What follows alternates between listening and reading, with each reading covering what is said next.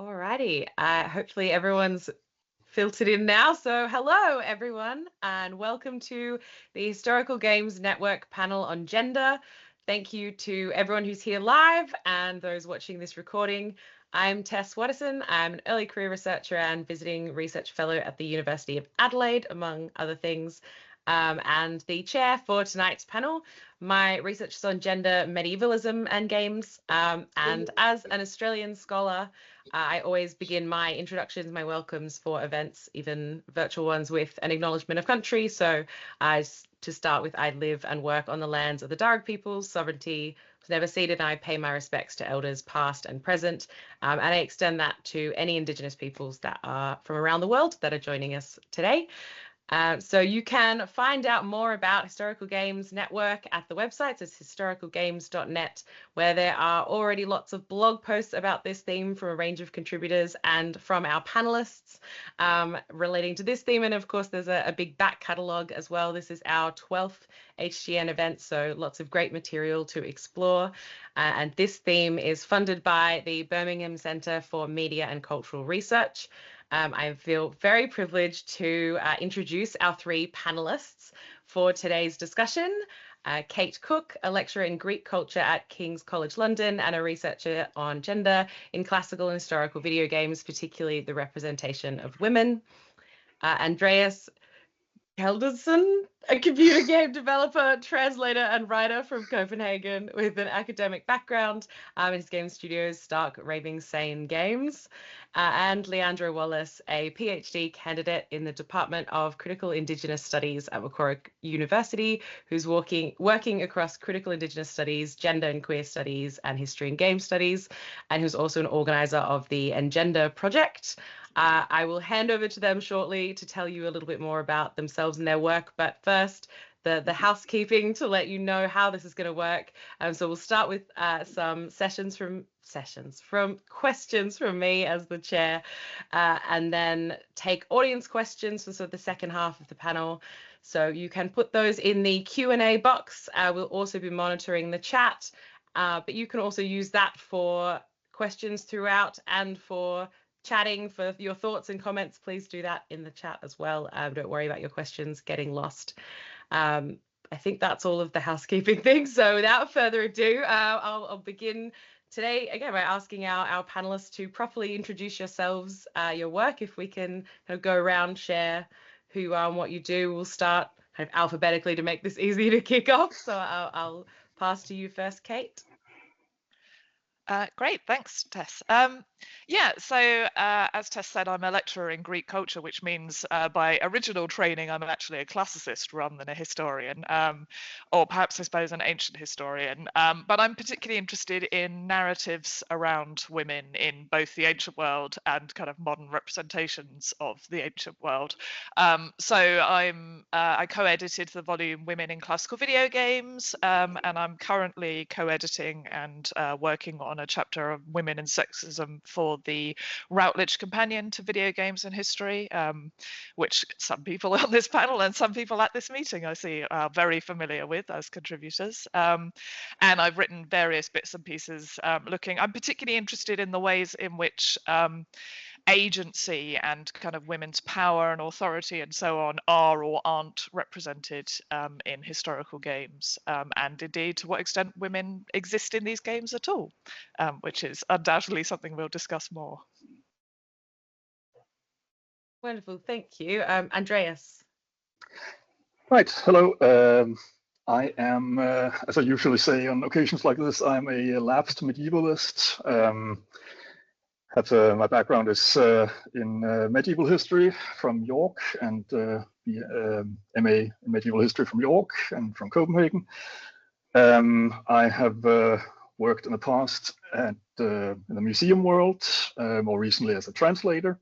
And then a few years ago, I started a very small micro studio, Stark Raving Sane Games, which is working on currently our first release, The Knight and the Maiden, a modern medieval folktale, which is inspired by the late 15th century game with a female protagonist who tries to bring down the patriarchy and help her father and win get the princess and so forth. And yeah, that's basically what I'm doing.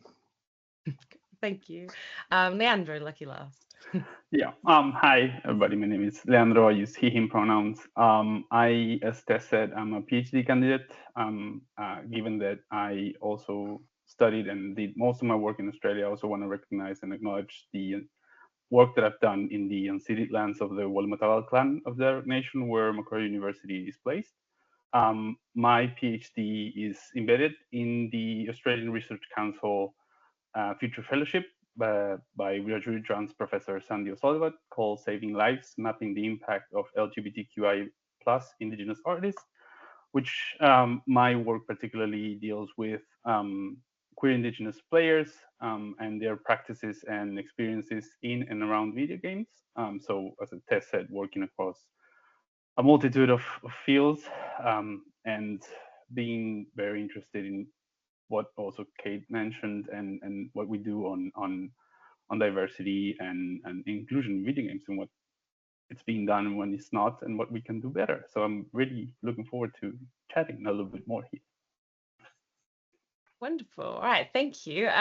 So I thought to get started into this very kind of complex, interesting, big topic, and kind of get a bit of a lay of the land, I suppose that we could start with what are some of the trends that you've observed about the role of gender in historical games. So this might be thinking about the depiction of specific gendered characters or societies, also kind of more deeply, more generally about how gender fits into these game systems, how gendered meanings are conveyed to the game player.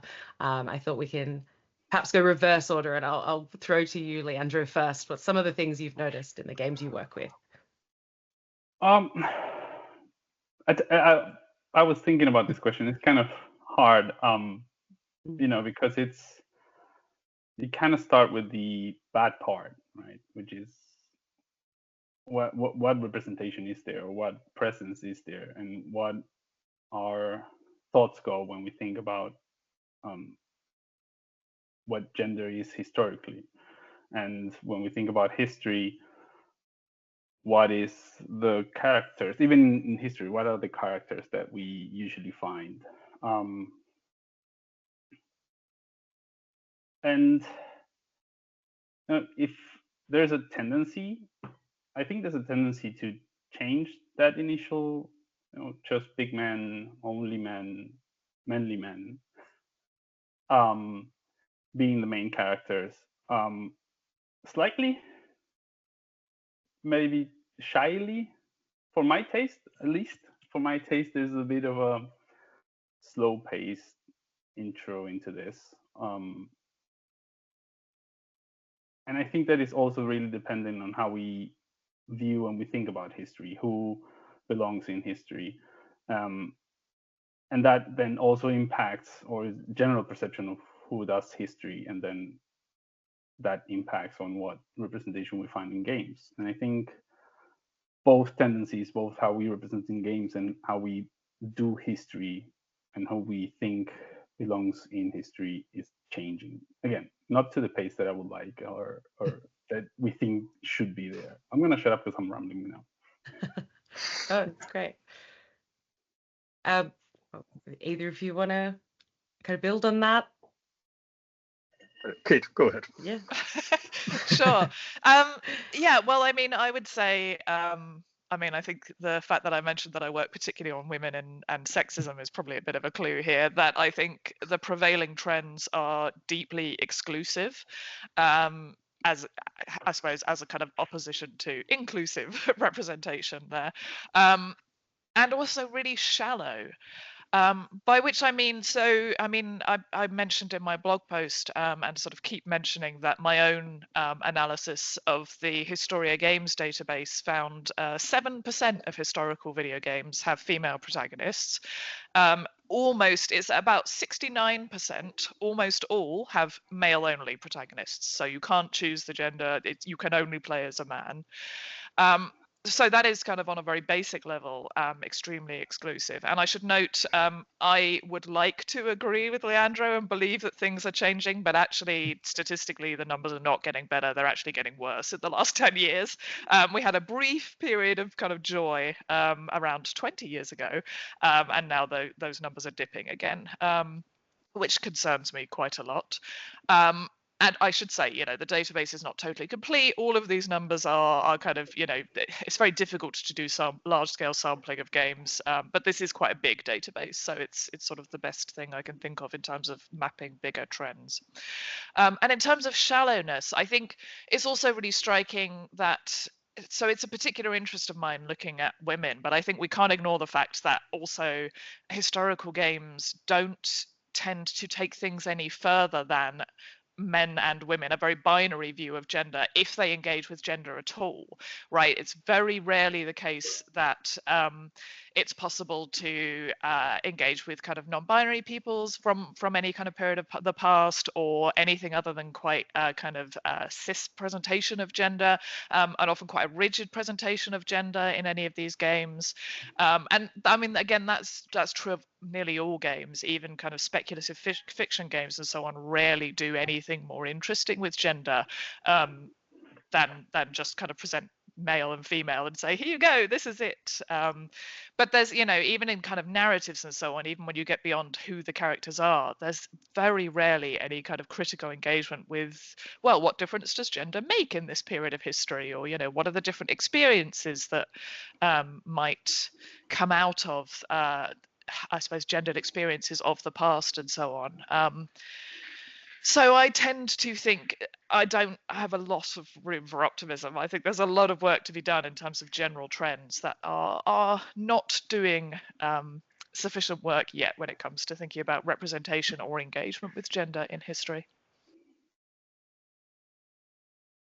Thank you. Yeah, Andreas, what are your perspective from the developer world as well, I guess? What are your Right. I mean, I think the thing that would give me some cause for optimism is that there have been some very high-profile games recently, maybe not strictly speaking historical games, but I guess historically coded games like Baldur's Gate 3 and Veilguard and even The Sims 4 for that matter, which have included some pretty robust gender options, so non-binary, women, transgender.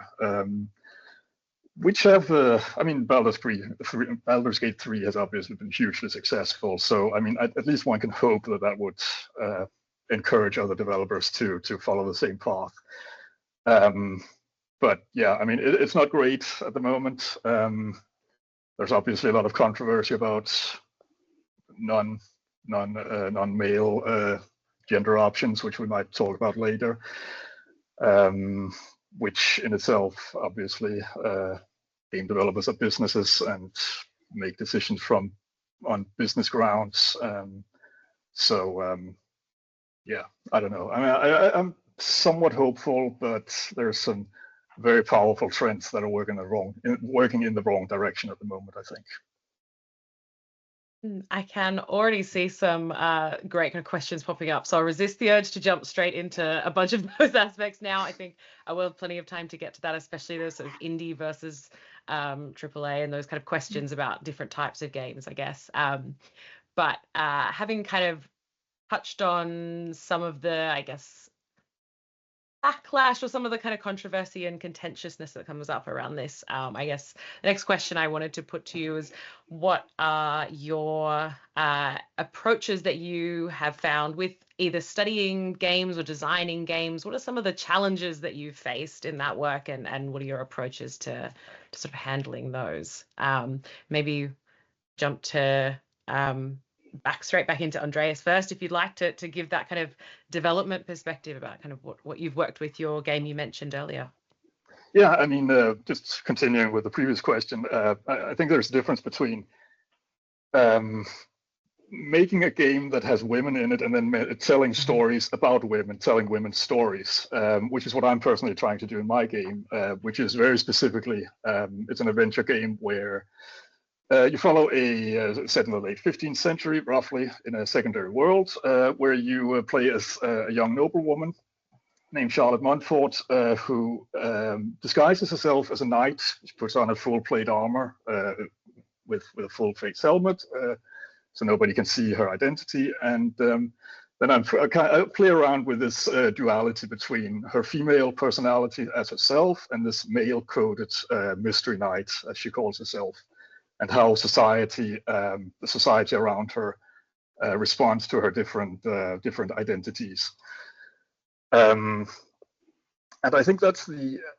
I mean, as Kate wrote in her blog post, there is a problem if you make a game from an essentially male perspective, and then just switch the main character out to be a female. I mean, that doesn't.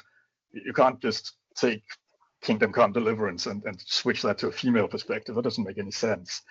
So I think what you need to do is to specifically write stories. If you're making adventure games, role-playing games specifically, you have to write stories that are from the female perspective and then build some mechanics around that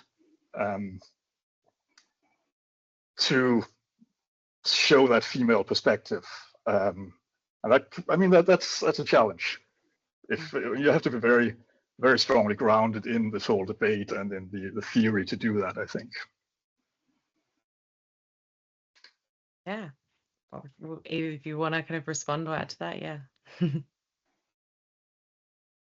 Yeah, Andrea, okay, but yeah, I can. I mean, I should say I've been kind of waiting for and looking forward to your game for a really long time now, Andreas, because I mean that's exactly the thing that is important here, right? Is the difference between just kind of, I mean, frankly, just including women, given the numbers I've mentioned, would be a very nice baseline. But then the next step is to what extent are games kind of engaging with the differences that gender may make, or women's perspectives, whatever those might be.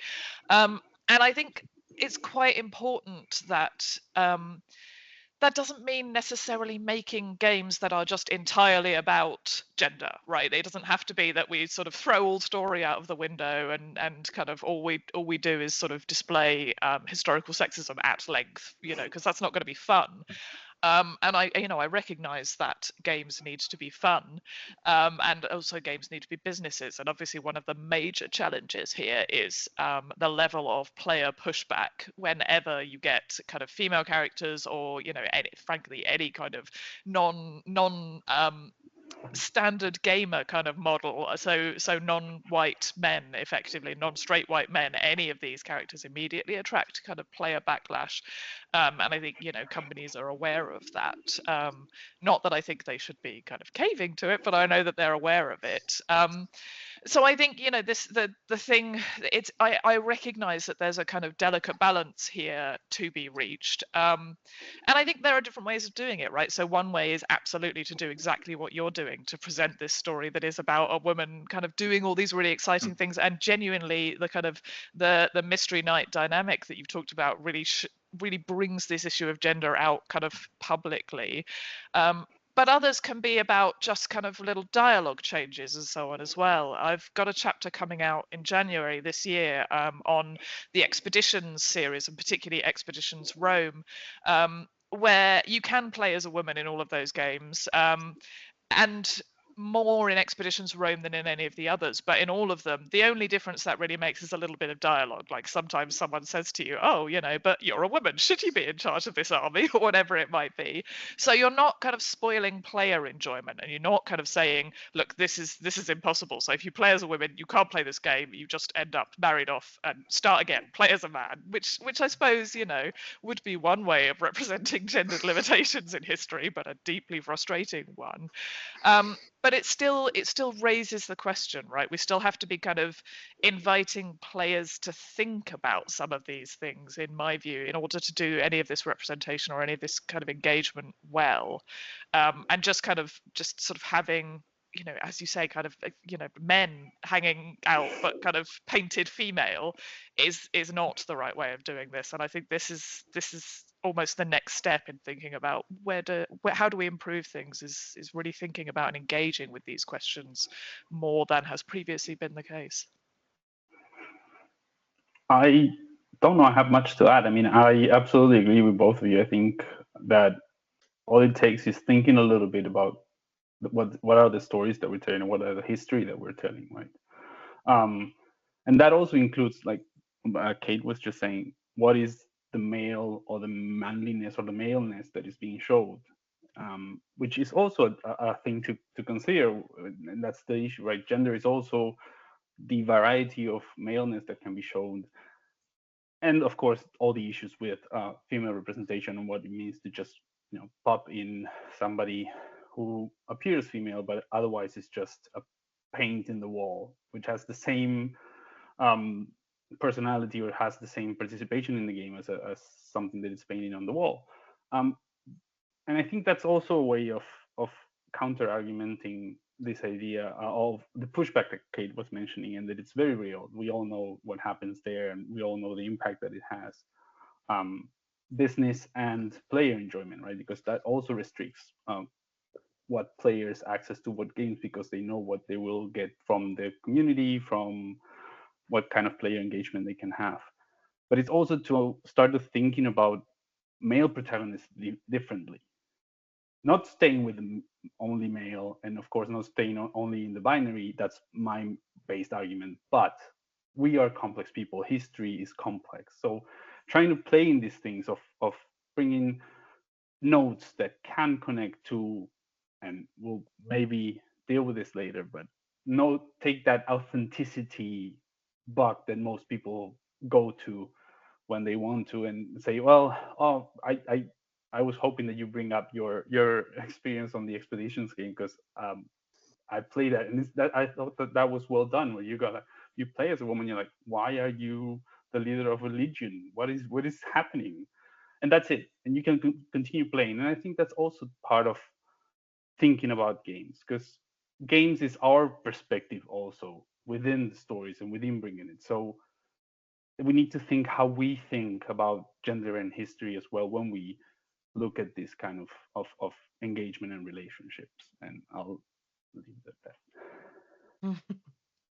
Yeah, I mean, my next question that was kind of, I think, builds on that quite well, though I don't know if we want to try not to spend too much time, I guess, dwelling on some of the more frustrating aspects. But there is this, like you just raised, Leandro, and we've all kind of touched on this issue of the expectations around kind of historical accuracy or authenticity, and what does or doesn't attract controversy in kind of gaming communities. So I'm wondering, I guess, two sort of sides to this question. If any of you would like to elaborate on kind of examples, things that you've seen where you think gender should or shouldn't be an important kind of component, like what you were talking about, Kate, with having stories where women can kind of just do anything, and does that kind of do a different thing than actually telling specific stories about women's experiences? What do we kind of see in terms of the popular response to those examples where we have, I guess, gender in some ways being an attempt to sort of remove gender as a factor in a way, to say, well, it doesn't matter, anyone can do anything in this game world, versus times where it's made kind of more prominent and more important in a different way.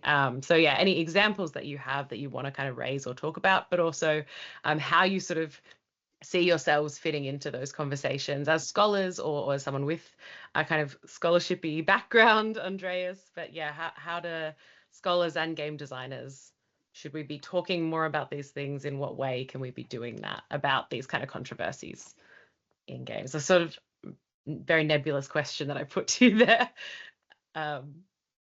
Kate, did you want to jump in? Yeah, sure. I mean, I think it's interesting. I mean, it would be nice, I think, if we could have a conversation one day where no one ever mentions the word accuracy or authenticity. But I know we have to do it. So had to do it to you. Yeah, you had to. I mean, one of the things that makes me, I think, particularly, I suppose, resistant to some of this discourse is, I mean, I said I'm sort of an ancient historian. I'm not. As a classicist, I come from a literature background. I work in the world of Greek myth. So I really don't care what is or isn't accurate. For me, everything is, stories, fictional or otherwise. It's all kind of stories. And I realize, I'm probably upsetting some of the historians on the call and in the meeting at this point, but that's just, for me, this is not a kind of a discourse that has been a significant part of my interpretive background, even when I'm looking at kind of historical games. And I think it's really important to note that what accuracy is often used to do in this discussion is not actually anything historical anyway. A lot of the time we get this kind of accuracy and authenticity discourse, and there's a fantastic chapter by Jordi Oriana Figueroa in our volume who kind of explicitly looked at where players complain about accuracy and authenticity as a way of saying, well, we don't want any women. And there's loads of work on this now. And we don't want anyone who isn't white is a kind of common one as well, and yet won't complain about kind of explicitly incorrect other historical things in the same game, because that's not actually what they're doing, really. They're not really interested in kind of historical accuracy. They're interested in being exclusive, in kind of presenting a view of the past that is their preferred view of the past, and co-opting this discourse to do it. And I think coming as a kind of classicist to this, you can see that really clearly because it comes up in mythological games as well. We start getting all these claims that, oh, well, the Amazons, for example, in Total War Troy are not accurate. I mean, accurate to what? These are, firstly, the Total War Troy is based on a fictional poem. And secondly, the Amazons are in that fictional poem. So what are you talking about when you try and say, like, what accurate to what exactly? But it has become this kind of like a hook to hang complaints on in a sort of convenient but deeply unhelpful way. And I think there are places that there can be compromise. And I think, there are ways to think about, well, sometimes accuracy is desirable and sometimes it's not, because it's just not enjoyable. And since we recognize that in every other sphere, like not making people spend 3 months traveling across a game map in real time, because that's how long the travel time would take, perhaps we could also acknowledge that we could do the same thing when handling gender in order to make for kind of more fun experiences, I think. But at the moment, too much of this discourse for me is happening on a really disingenuous level, which makes me suspicious of engaging with it, frankly, as a historian, because I think it will kind of risk validating something which is, as I say, very disingenuous when it comes to this issue in particular. I'll jump in as a historian. I think, what accuracy are you talking about when you don't have part of the population? Like, what's a game?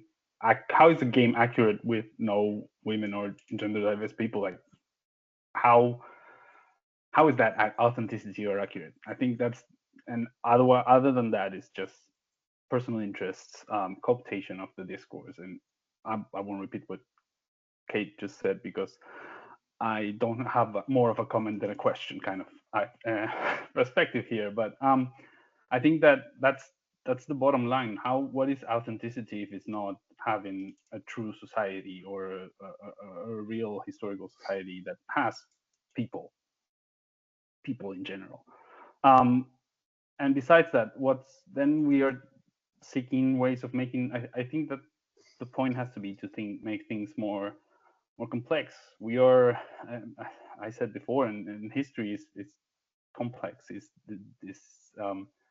multifaceted. It has many things happening at the same time, and that can be explored in a game. Those, stories are told like that all the time.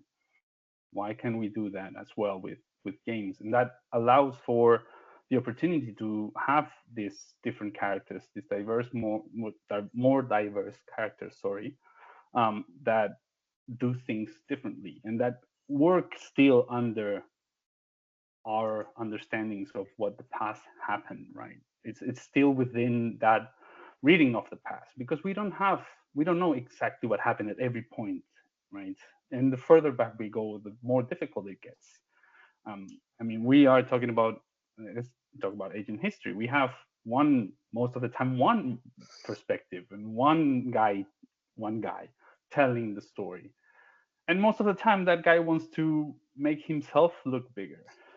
And most of the time he fails at that as well. I work with Cicero's letters, so not the best person either, but you can still see how people around him lived and worked, even when he's just bumping his chest and going, "I'm the best guy in Rome right now." And that moves also thinking about other societies, what other people did, and how other people handled those social relationships as well. And I think that's where we can play with history and games, using those questions where we know something, but we also don't know some stuff. And I'll let Andreas, because I'm talking too much.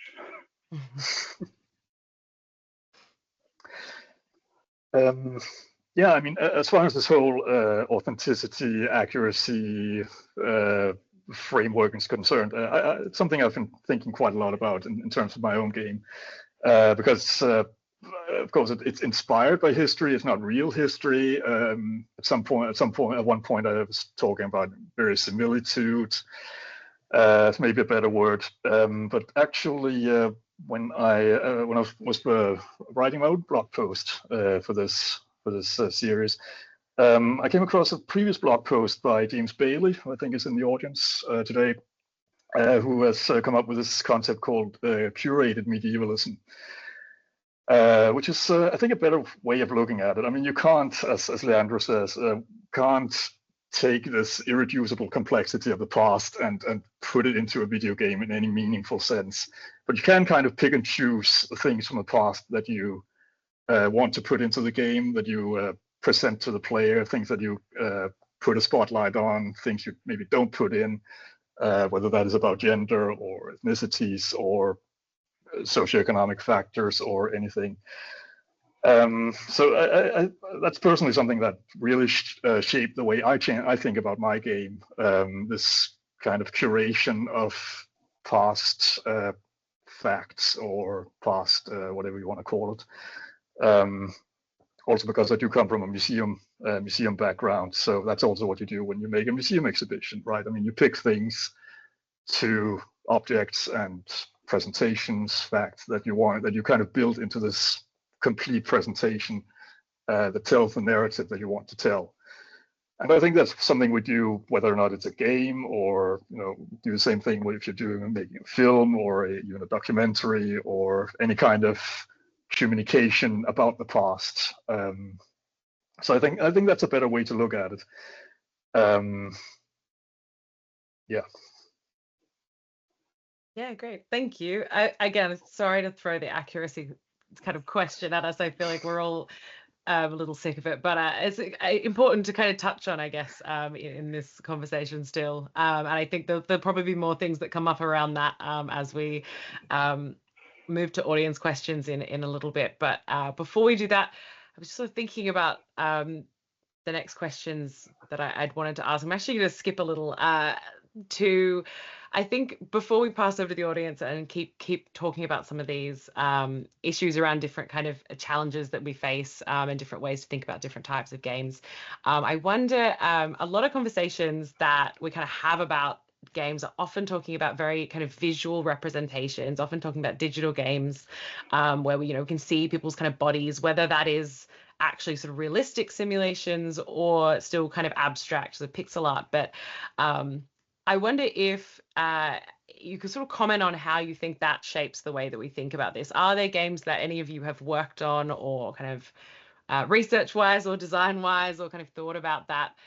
Do things with gender that, I guess, take us away from just that sort of very visual narrative idea of what kind of RPG type games look like? And that might also still be games that have bodies in a sense, but less of that kind of, I guess, I'm an avatar and I'm interacting with other people as the kind of key mode for thinking about gender. Is there any other example, text-based games, theater of the mind, anything that you want to kind of touch on? Because I feel like we're going to come back to lots of these other kind of questions about agency and things that maybe focus us towards those sort of RPGs and things like that. So before we move to that, I'll let you sort of ponder for a second if anyone wants to.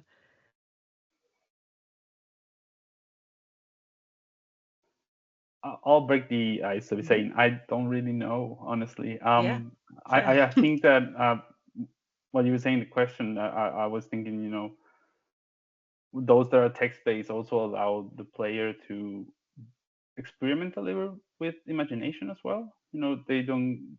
I mean, games that allow you to create a character, you're just creating one. You're creating the avatar for yourself. So, but the rest is kind of there. So it's somebody else's idea of what X, Y, Z character looks like, that, etc. Well, text-based might also give that, and I was thinking the difference between, sorry about this, the Lord of the Rings books and movies, right? It's when you read the book, you get the image, you get a description, a physical description, but that can take many forms, many tones, and many quirks that when you're reading it or when you're playing text-based or a theater of mind, as you were saying, you create those little quirks that make the world kind of different and allow you to explore with that kind of thing. Whereas, for example, with the movies or the other characters, there's a little bit more there. So I think there's that possibility there. Again, not giving a direct answer to this, but more of a. I was thinking about this way.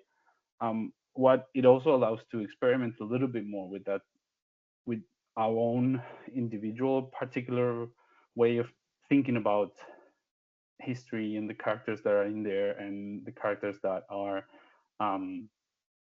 historically and could be historically, as Andreas was saying. What is that verisimilitude that you can play with in those games? Hopefully, I bought some time for the rest. That's something I was kind of wanting to kind of noodle around. Yeah. Yeah, I mean, it's interesting because I feel like not I don't know, but almost kind of no is kind of my answer as well. In that, I think actually this is one of the things that is quite lacking, really. I mean, if you think about the kind of huge potential for creative flexibility which games could have or should have, actually we don't see much attempt to kind of, even in sort of non-visually focused games. I mean, I'm sort of coming at this quite sideways, but I was thinking about when I was trying to work out, you know, percentages of female protagonists and so on, what to do with games that don't obviously have a protagonist, or you know, where you kind of build a city, but who are you in this kind of building a city? And what struck me as quite interesting, in the end, I didn't include any of these because it felt kind of just not particularly productive unless there was a kind of clear identifiable character of some kind that you were playing as. They came out of my kind of list of games, but even a lot of these kind of city building games, or especially the ones set in the ancient world, actually project on you a kind of unspecified male identity. You become, you know, a male governor of Rome or whatever it might be, and there's never any you know, a lot of the time we talk about these in terms of them being a kind of god mode simulator, but actually nearly always you're put into some kind of position and it's not a kind of goddess mode. It nearly always is some kind of male administrative or you know, male military general as well. It's often, you know, you may not necessarily get a picture of who you are, but it'll come up in bits of dialogue or how you're addressed or kind of, you know, the titles that are attached to letters to you or whatever it might be. There hasn't been very much attempt to kind of push past that a lot of the time, it seems to me.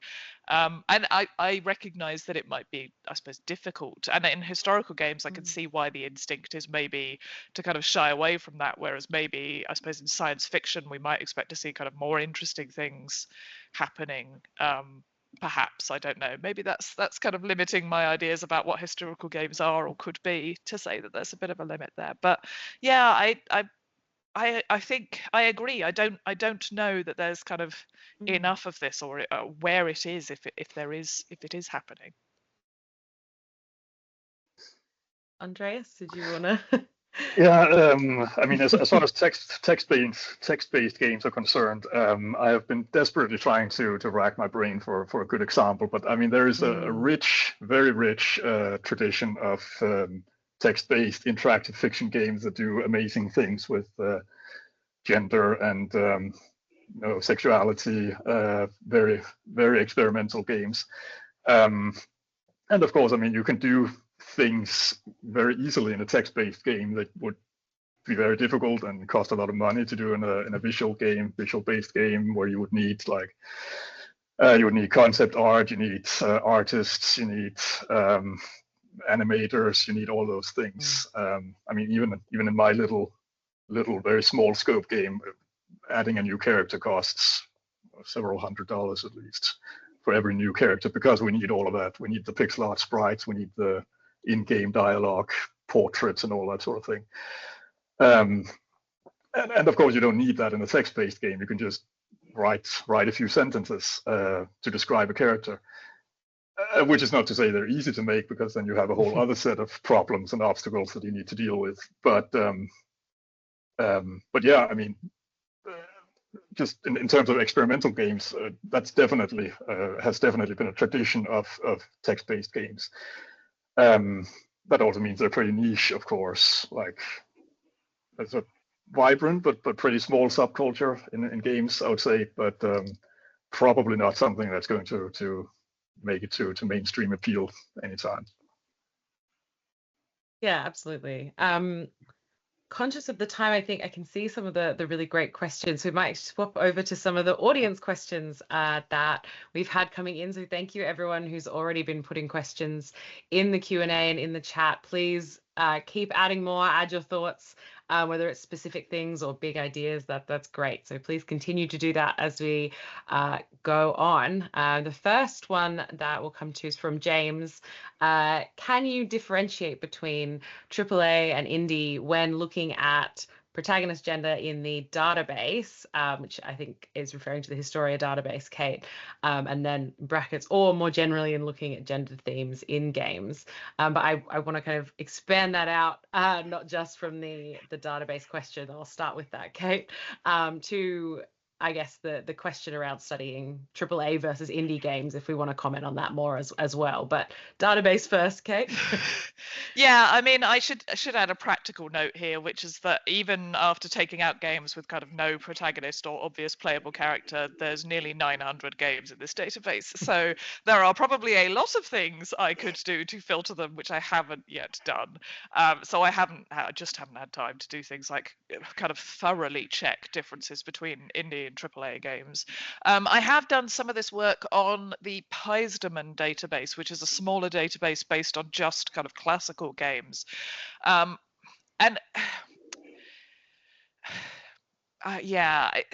I want to be a little bit careful kind of how I've framed this, because I'm aware that on the larger sample I haven't done this work, but it is tempting to say and think that indie games are sort of better in this regard. Unfortunately, the numbers don't always bear that out. Particularly, it's worth noting that on the kind of smaller samples, you get a lot of kind of mainstream games. Like, I mean, so Lara Croft, it's worth saying, is it adds a whole percentage onto female protagonists in the Historia Games database, a whole percentage point. She takes us up to 6.8 rather than 5.8%. And those are obviously mainstream games. And similarly, there are kind of a lot of games based on Xena, Warrior Princess, or there were for a while, old games now, that kind of help out. So actually, some AAA games are quite good at occasionally showing women. And there's an awful lot of indie games that don't necessarily get as much attention as the more progressive and more interesting ones that are not doing anything progressive at all. They may be just smaller scale examples of exactly the same thing. There's an awful lot of kind of shooters out there, for example, which are not any more progressive. Just by being made by a kind of smaller studio, they are not any more progressive. So I think we need to be a little bit careful about the narrative that kind of suggests it's the same. People often ask me about change over time, which is why that is something I have looked at and kind of explicitly note is not improving, or at least has not improved recently, because there's kind of what gets media attention, what gets kind of scholars' attention is often the kind of indie games or the recent games that do better, but they are often kind of one or two examples. The overall trends are harder to map, but also not particularly positive in this regard. Sometimes, not always, but sometimes. Yeah, I guess there's that kind of challenge of what we're sort of counting once we do this sort of, there's so many games on sort of Steam and Itch and all these platforms, so trickier to work out what to actually include in kind of indie games. Obviously even the distinction between indie versus mainstream and all that kind of complexity. But yeah, it's really interesting. very curious about how you kind of do that work on a database and thinking about those kind of categories. Anyway, yes.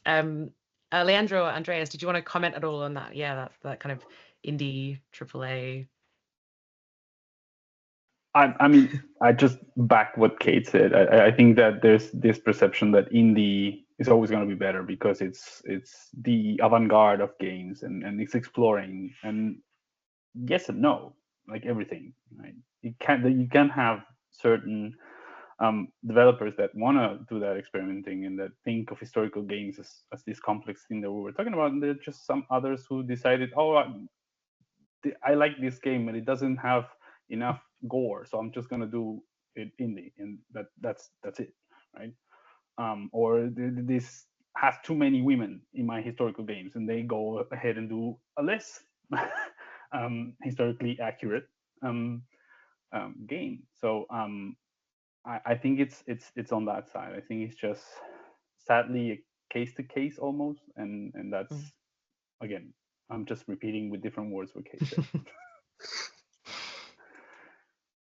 I don't really have anything to add.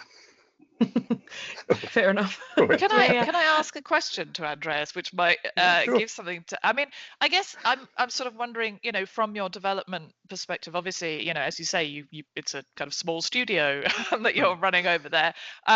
Has that, in terms of the type of game you decided to design, do you think that's made any difference? Like, are you feeling like you have more freedom to explore the kind of gendered questions that you're looking at in this game than you might do in another context, or is it sort of not really relevant to how you operate?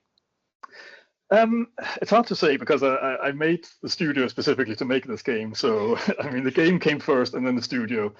But I mean, I would say just generally speaking, I mean, in terms of indie versus AAA, I mean, AAA studios have more resources, much more resources, like orders of magnitude more resources, and I guess that in a sense can allow them to be more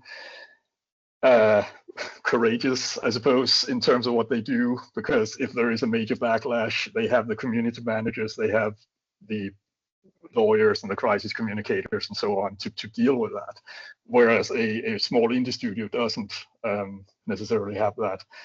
I mean, we can look at the recent events around itch.io, this small store, game store, digital store that was hit with some very strong pressure from Visa and MasterCard recently, and they basically have to shut down for a few days just to deal with that, right? Whereas a larger operation has the resources to deal with that. So I think it's, I mean, it's a question about institutional culture, but also about the resources that you have available to deal with any situations that might arise.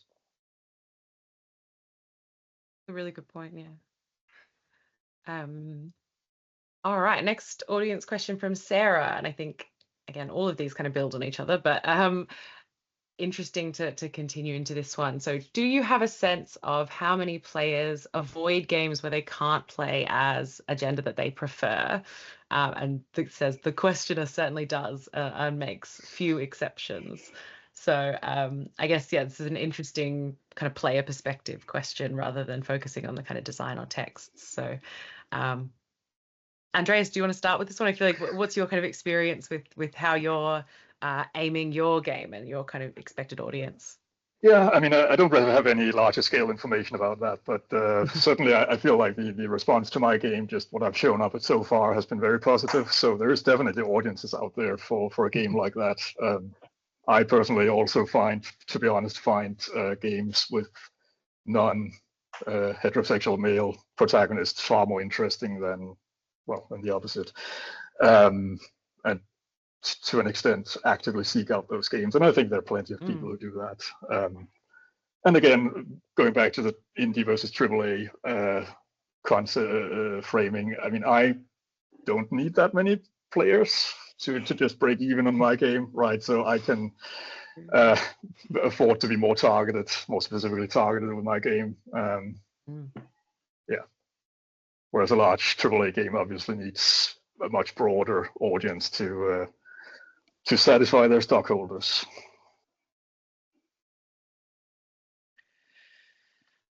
Yeah, I mean, I spent some time for kind of research for this chapter. I spent quite a lot of time in the Girl Gamers Reddit, which is quite an interesting place to look at kind of these sort of questions in relation to historical games and kind of player hopes and expectations and so on. I mean, there's a very interesting study. So my other field of research is ancient drama, and there was an extremely interesting study done in Australia on theatre audiences a while ago, which indicated that actually women as theatre audiences are much more prepared to accept narratives that are kind of totally focused on male protagonists and kind of male stories and so on than men in theatre audiences are.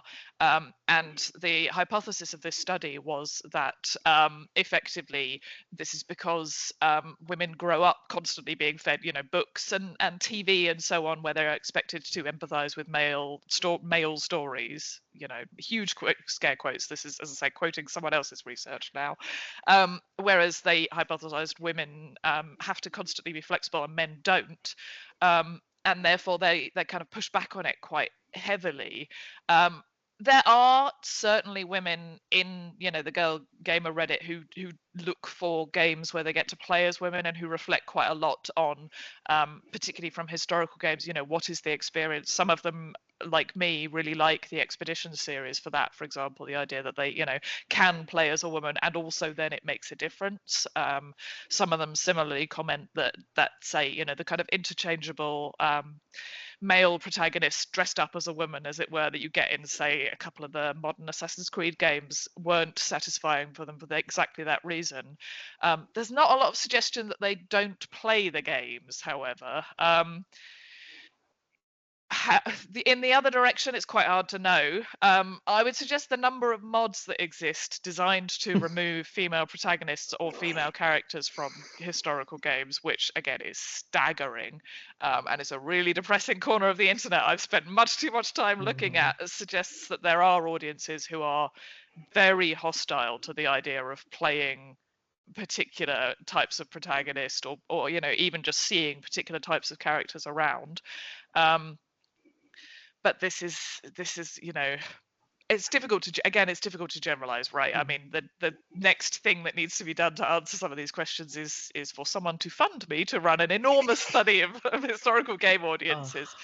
Because also the question is like, are you just getting the loudest people on the internet, right? Like how is it the case that 80% of gamers or whatever would play whatever kind of protagonist or with whatever kind of character, they don't care, and then the other 20%, 10 of them are women who only play as women and 10 of them are men who only play as men and are much shoutier about it.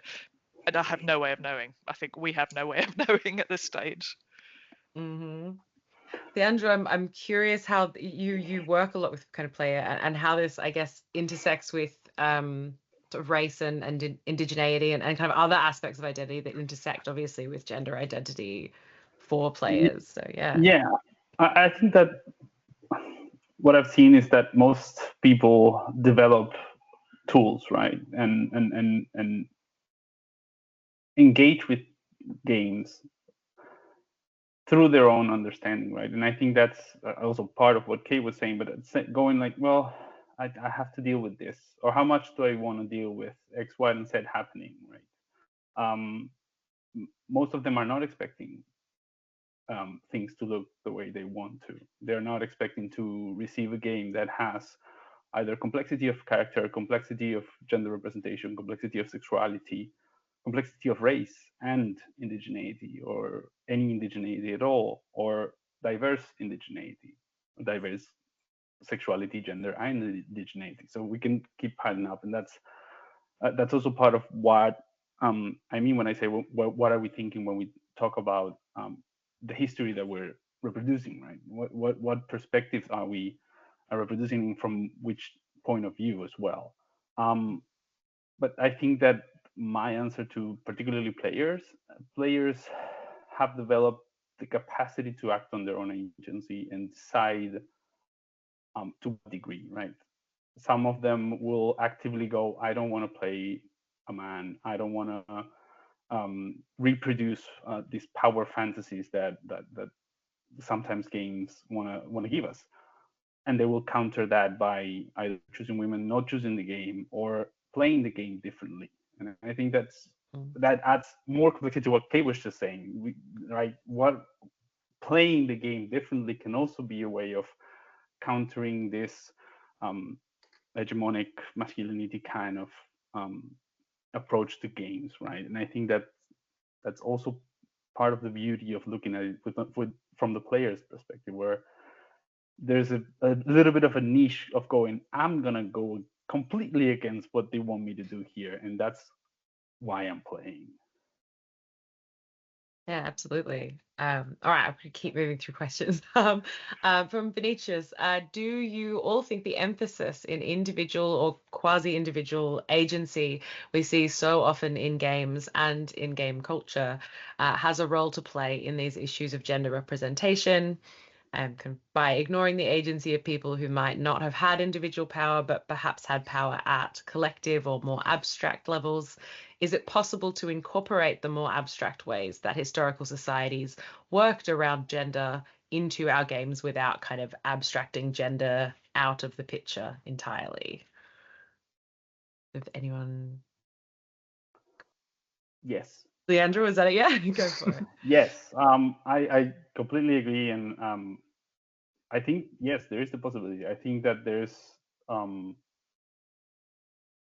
again this perspective on individuality is historically quite recent.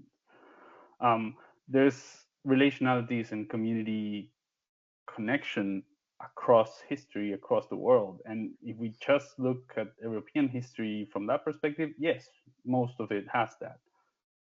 But talking about world history, the amounts of community that are based on reciprocity and relationality and kinship ties that are different, that create multiple possibilities and that express multiple possibilities of gender expression, of sexuality expressions.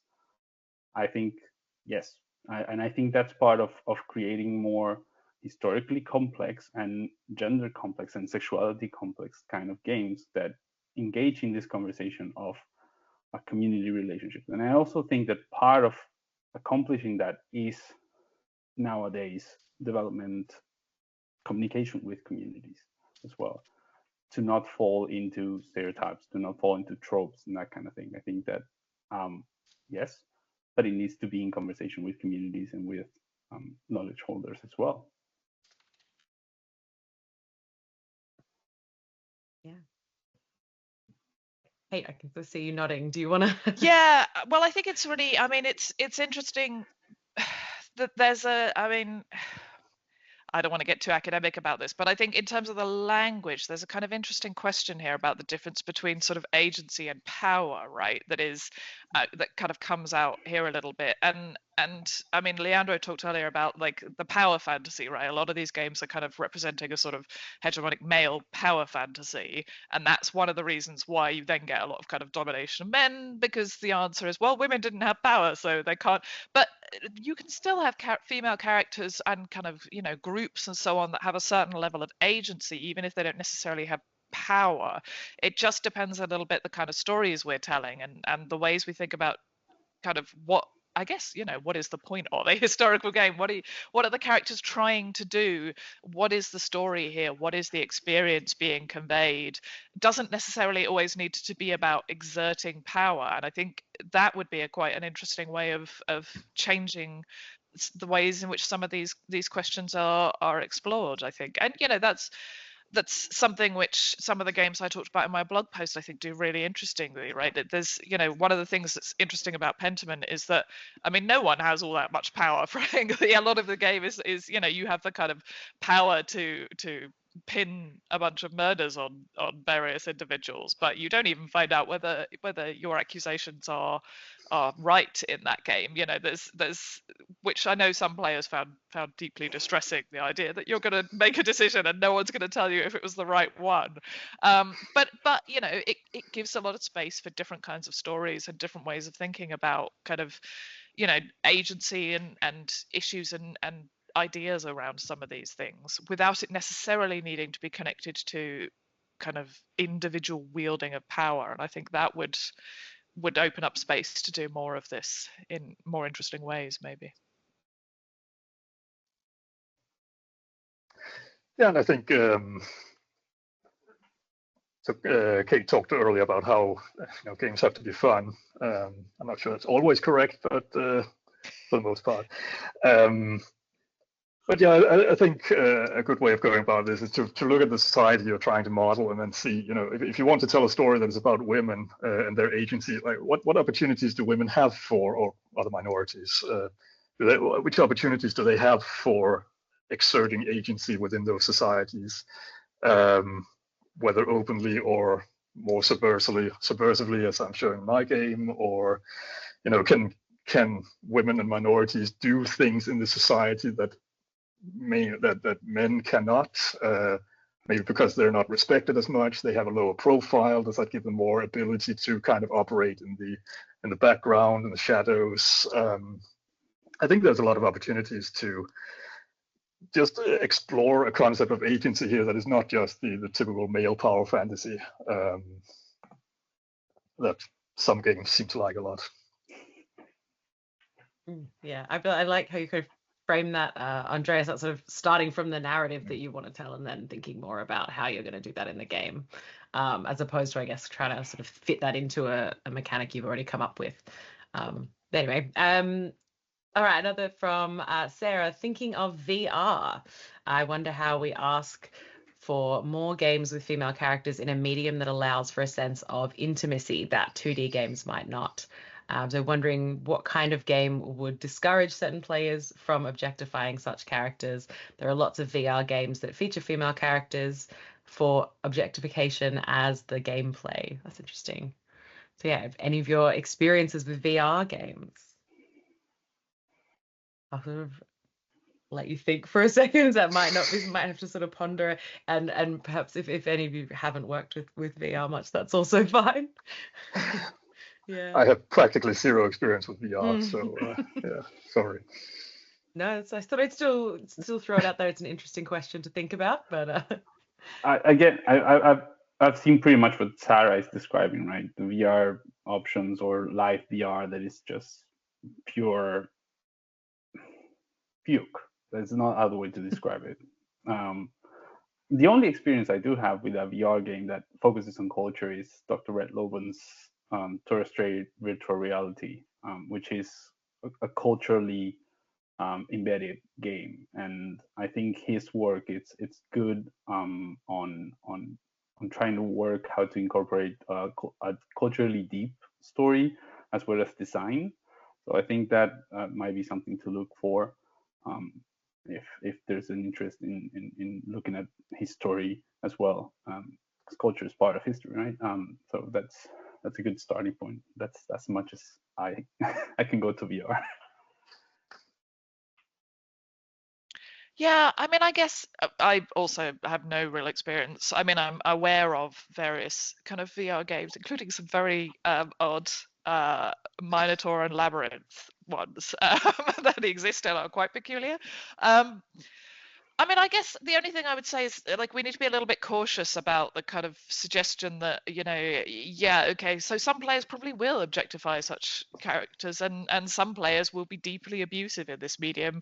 Some players will be deeply abusive in any medium, right? Like there's a certain extent to which we can't shy away from representation because people will be crappy about it, because the same is true in real life to a certain extent.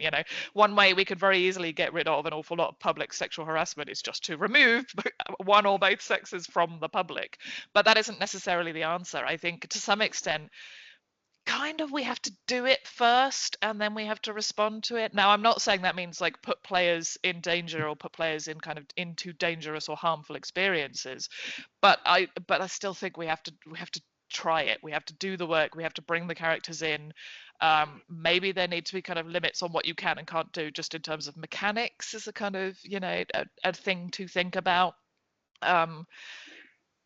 But yeah, I would be worried about anything which says, well, because there is danger for abuse here, then we better just remove this topic from the medium entirely, perhaps.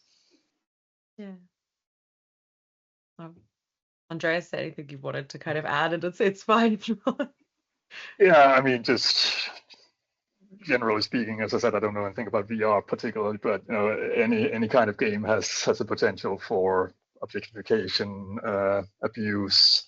You can try to deal with that mechanically by limiting what the player can do. You can try to deal with it narratively. You can try. There's a lot of tools you can use for that. I don't know if necessarily a VR game is any more or any less subject to that sort of thing. I guess maybe that sense of intimacy that Sarah mentions does have a certain encouraging, can act as an encouraging factor, but I don't think so really. I don't know. All right. Next question from Amy Lee. I think this kind of touches back on some of the things we talked about, but a sort of specific question. Often when presenting different kinds of stories and characters to teams, I find them looking for clear, concrete examples of similar characters already existing in literature or the historical record to justify kind of creating a version of their own in the games.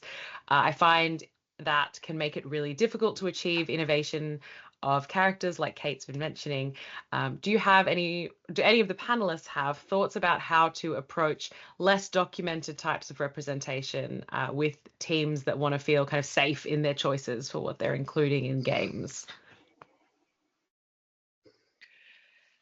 Yeah, I mean, sometimes this is just about updating your historical research. I think because in the last, even if you just look at the last 20 years, but frankly, since the 80s, social history has been really working on kind of drawing to light a lot of underdocumented voices and kind of showing how reading between the lines could show you, where women are and where people of color are, and like where these stories are that are not necessarily in the kind of traditional, and not always in the kind of traditional pop history books either. So sometimes, it is more work, but it is about just kind of reading more and different things. And I mean, there was a statement that Firaxis released a while ago. I can't remember which game it was connected to. I've got it somewhere in something I've written, so it'll be findable. But they were talking about the fact that it's not about kind of ditching historical accuracy or ditching history to bring these kind of voices to light. It's about reading between the lines. It's about looking at different histories as a way of kind of bringing people who often are there, right? Like, I mean, yes, they were not necessarily as prominent and they were often kind of dismissed and so on in narratives about history, but a lot of these people were in history. Women were not invented in 2005, contrary to the view of many gamers. They existed. So, and I think sometimes like talking to social historians in my field, talking to kind of classicists and ancient historians who work on gender is a really good way of doing this. Because I mean, I'm currently working with a kind of dramatist to put together some workshops on kind of mythological characters for kids, and she wants a lot of women, and I happen to know an awful lot of women from Greek myth that we can work on because that's what I spend all my time researching. So I think there are in various spaces a lot of really good places to get people who are doing this work, and kind of it may not be in the kind of 1980s 1990s books on Roman history or whatever it is, but it is out there and there are places to look, and consulting other people to help look for it, I think is a good step. I think also, just to kind of add, things like Return of Martin Guerre is sort of like that's the 80s, that we've been doing a lot of work in history and kind of social history, cultural history that is much more comfortable with not having exact clear sources and doing that kind of interpretive, imaginative historical work. I think there are a lot more sources for that reaching back 80s, and I'm sure earlier, that I guess awareness maybe of more of that kind of historical work would be helpful for breaking the idea that we have that there is one sort of exact clear historical evidence that we then turn into a history book, because that's not really what we've been doing for many decades as historians. The kind of broader issue, I guess. But anyways, Leandro, I almost went to open your mouth to talk. Did you want to kind of add on to that question? Sure. If you have something to say, Andreas, I'll be happy to leave, and also interested. I think this is what Kate was just saying was what I started saying when I said how we do and what we think about history, right? That's exactly the point. We have been doing history very differently for a while now. And we are very comfortable thinking about multiple ways and multiple understandings of how we get information of what happened, and again, falling into the trap and accuracy. Well, you want accuracy. We have accuracy. We have a lot of things that we know that happen. Sorry, it's not, yes, in the written texts, but that's not the only way we do history. It's far from it. And sometimes that's the last resource we can go to because it's a person's personal diary. So it's going to be a one-sided story. And thinking about those is also expanding about what those perspectives also show. Where are we looking for? What are we looking for? Which place in the world map are we looking for these kind of stories, these kind of perspectives? And who has told those stories in those perspectives? And how can we get more complex view of what history as a thing is, and what can we then bring into the games that makes them fun, thoughtful, entertaining, and that also speaks to how we perceive history to be. I think that that's also something that is kind of a circle where we start opening this idea of we're doing all of this in history that includes much more than just the written texts. We show that in the games, and that can then feed back into we're doing history a different way, because that's also a way of building a public imaginary on what history is, does, and can achieve as well.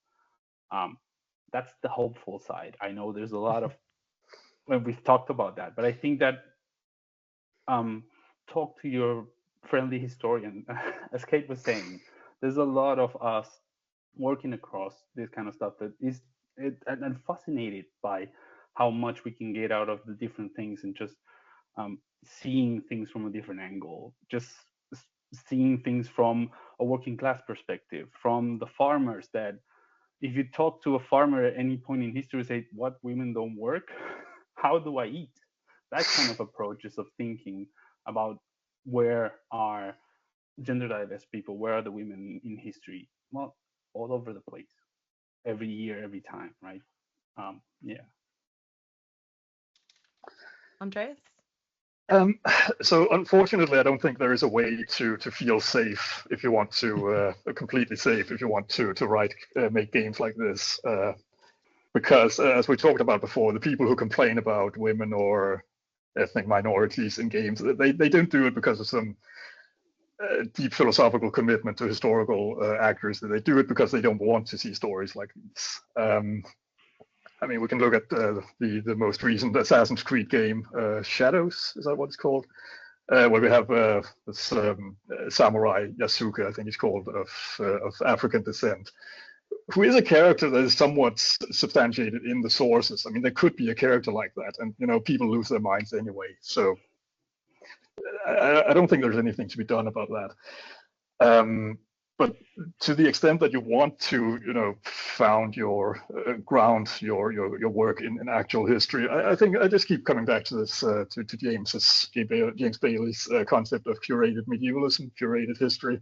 Like, I mean, if you make something that could exist based on sources that you can find, I mean, I don't think there's ever been a character like mine, like Charlotte Montfort, who disguises herself as a knight and participates in a tourney, wins a tourney. But there are examples of knights who joust in tournaments in women's clothing. There's this Ulrich von Liechtenstein character who goes on some kind of crusade a tournament crusade on behalf of Lady Venus. I mean, medieval people are a little bit freaky from time to time, and you can bring that into your games and make something that is historical-ish in that sense. And I think that's all you can really hope for. And I'd second what Kate said too. I think a lot of historians that we're all just really excited and interested in our weird histories. So like, talking to people and asking what are some of the sources and ways to understand these sort of weirder, interesting dynamics. Maybe I think is a good point as well. Okay, from Juan Carlos, do you believe that recent censorship moves in game stores such as itch.io and Steam can scare potential devs that are trying to develop LGBT plus themed games or any historical games with kind of problematic themes or content? So it's sort of censorship issue question. I think it's really interesting. Andreas, might be something that you might want to, yeah. Yeah, and I mean, the answer is absolutely yes, because, making a game is super difficult. It costs a lot of money. I mean, unless you're a hobbyist or a more artistically minded developer, then you have other priorities. But if you're doing it as a business, then it costs a lot of money, and you hope to earn that money back at some point. And I mean, the problem is that if you release a game, you have to be on Steam. You can't be on itch.io if you want, but Steam is certainly pretty much the monopoly distributor. And I mean, the problem is that when Steam decides to remove a game from their storefront, you don't get a say in that, right? It's like a judgment from heaven, basically. There's no opportunity for appeal, rarely any opportunity to enter into a dialogue with them. It's just like this corporate, okay, we've made this decision, and now your game is just gone, basically from one day to the other. And I mean, at the moment, it's of course focused on games you might call obscene or objectionable in some way, and you can have opinions about that. But the risk is, of course, that it's this kind of salami tactic where they start out with the most objectionable games, then they move on to transgender games, then they move on to all queer games, and then before you know what's going on, your perfectly vanilla queer themed game is also just gone. And I don't see how that wouldn't have have a chilling effect on the games, on the game studios. Yeah, unfortunately. Yeah.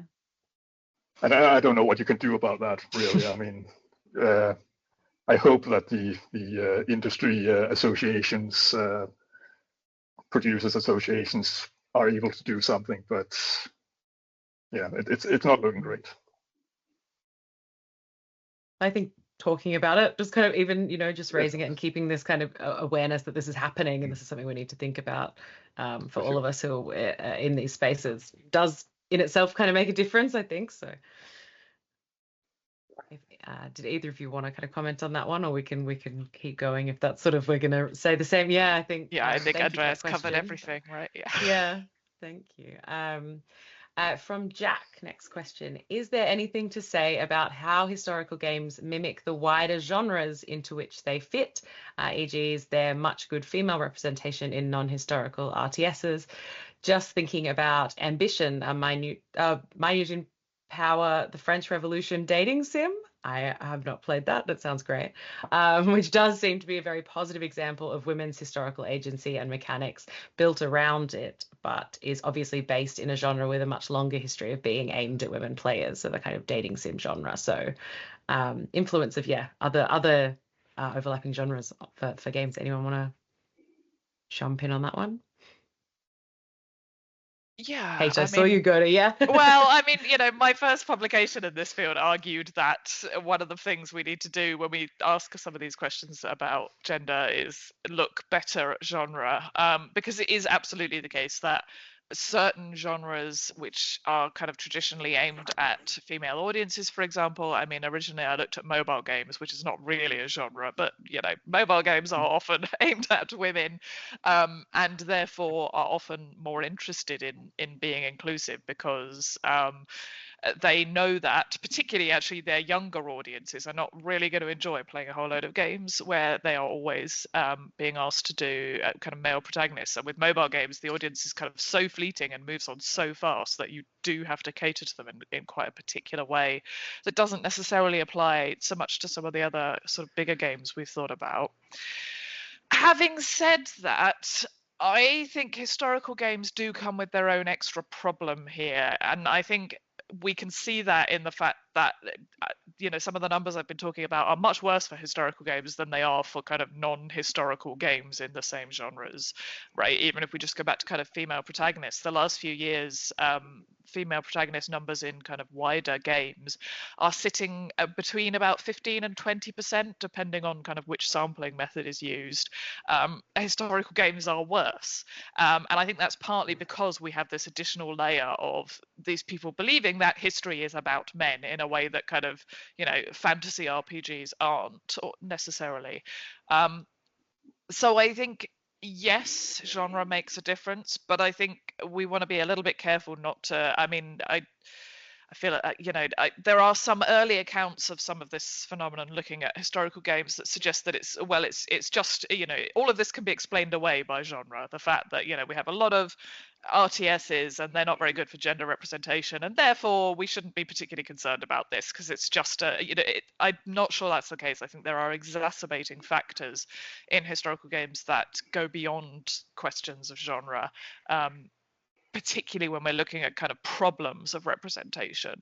Having said that, yes, looking at a wider range of genres, looking at things like historical dating sims, absolutely. I'm about to start looking at a whole range of Otome games for my next project, kind of both historical and mythological, to think about questions of representation. Because, if we only look at one genre of games, we often are missing a lot of the bigger picture. But it's not a kind of neat answer, and I worry about narratives that make it too much of a neat answer. I agree. I don't. The only thing I maybe can add is also a little bit of how much in development is interested in doing that. I gave an example in my blog post on two city builders, right? The old Pharaoh and the new Citadellum, and what models do you design to run around the city? And that's also a decision that can be made. And technically, like as Kit was saying, it's very male oriented, where you're a general, you're a governor, you're a safe male figure, because everybody knows that the military is of men. Other discussion. But thinking of who's running around the city, we go again to authenticity. It's absolutely ludicrous to think that a whole city is just men running around. Therefore, and that's a different genre, where a particular genre, city builders, where there's nothing, you can change only a little bit there, here and there with the buildings. So yeah, thinking about that part of what genres can do, right? It's a bit about genre on how much the player can intervene, but it's also a little bit of how the development, and I'll kick you to Andreas if you have something on this, how much you want to do on the development side as well. Yeah, and I mean, we've mostly been talking about kind of games with a protagonist, narrative, adventure games, role-playing games, that sort of thing. I mean, there's a whole other discussion, I suppose, about how women are presented in more grand strategy type games like Crusader Kings 3, Victoria 3, that sort of thing. Somebody in chat mentioned Hearts of Iron 4 previously. And I mean, in those games, you are more looking at women as a socioeconomic group and what that means for society. There's a very interesting mechanic in Victoria 3, for example, where you have these different laws that you can adopt for your country to kind of guide or shape its society. And one of those categories of laws are women's rights, of course. And as far as I remember, there's four different levels of women's rights, from legal guardianship and all the way down to full women's suffrage. And the more progressive you are in that category, that affects your something called the workforce ratio, I think, which determines how many of your population are economically active, because your population, your economically active population, are basically limit how much industrialization you can do. So you have a very specific economic interest, economic incentive to give women more rights in this simulation, which I thought was super interesting because that's basically a historical materialist analysis of social development. That social development is determined by economic factors, which I don't know if they did that on purpose. The Paradox did that on purpose, but it's just super interesting. But that's a whole other discussion that we definitely don't have the time for right now. Yeah, we've only got a few minutes left. We're kind of coming to the end of our time. I think I've hopefully got time for this one last audience question. I'm sorry if there are others in the chat that we haven't had time for. Thank you for all of your comments and questions, everyone. I'll go to this one from Hannah. What are your general thoughts on women as background characters? So you've spoken about women as protagonists, but I've noticed that a lot of women are often used as background characters to prop up the main male characters. For example, romance options as supporters, etc. Mentioned Kingdom Come Deliverance. In the first game's DLC, you can play as a female character, but she is the main character's love interest. And although her quest is about her, it does set up sort of his story and character. So what are your general thoughts on the state of modern gaming with women as background characters in historical games? And I guess we can, think about this with lots of different genres as well. How kind of women as background to the main narrative, how does that operate? Because we have talked a lot about protagonists. Kate, do you want to jump in? Yeah, sure. I mean, I don't feel like I should spend my whole time just plugging my own books, but I will say you can read a lot more of my thoughts on this in the upcoming Routledge Companion, because background characters is a continuation of the same problem, right? There's very few of them. The ratios are really bad. Again, Marcy Person in our classics book looked at this.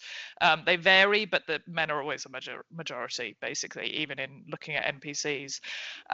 And there, more women are killed off to motivate plots in the historical games, even just from a very quick survey, than I could find as protagonists. And they are very often just kind of romanceable targets, even sort of inappropriately, frankly, even when no one else in the game has got anything to do with romance. Like, you sometimes get particularly Cleopatra sort of held up as, here's this woman you could have sex with, rather than, here's a political leader or a leader of armies or whatever it might be. So there are huge problems in the handling of women as NPCs and background characters as well. I think it's even worse when you think it intersectionally. More women of color are overtly sexualized, dehumanized, or spoken as not even background, just animal kingdom kind of thing, and that's historically colonial, and it keeps being reproduced. So it's not just it's a deeper issue, and I think that's part of the whole package, right? It's in service of the main male character, and also in service of a deeper history of what are the role of anybody but, right? I completely agree with Kate, and also think that there's so much possibility with NPCs to explore that complexity we were talking about before on the historical side.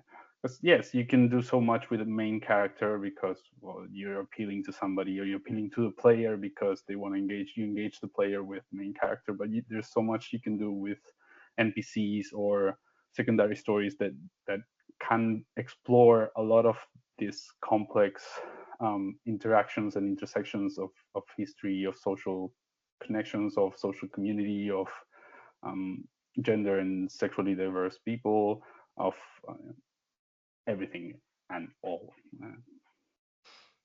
Absolutely. Very last minute, Andreas, do you want to add anything to this one? Well, I don't know if there's much to say. It's just more of the same we've been talking about already, whether the developers are going into their projects to make a male power fantasy where, by definition, the female supporting characters are there in service of the male power fantasy, or are they trying to build a more interesting, living, breathing world where characters are there for their own sake?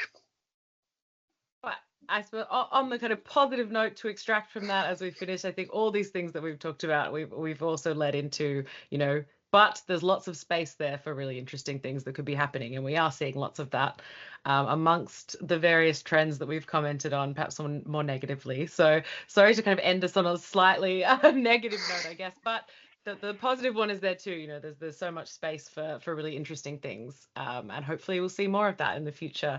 But that has brought us up to bang on 1/2 past, so we'll wrap up there. We thank you so much to all three of our panelists. I'll get if everyone wants to do a little your emojis in the chat and such. Thank you all so much, and thanks to Historical Games Network for organizing this. Everyone check out the posts on the blog, and hopefully we'll see you at the next event in the future.